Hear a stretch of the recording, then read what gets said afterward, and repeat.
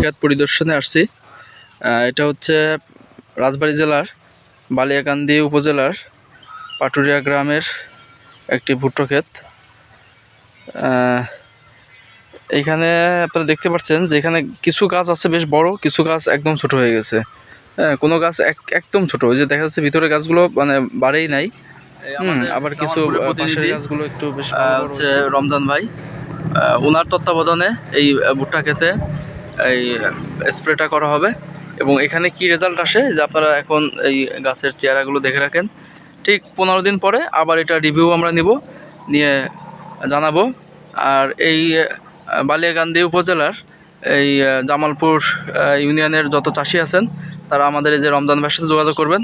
উনি মোটামুটি সমস্ত মাঠ ফসলের ক্ষেত তদারকি করবেন, দেখাশোনা করবেন। ঠিক আছে, ভালো থাকবেন, ধন্যবাদ।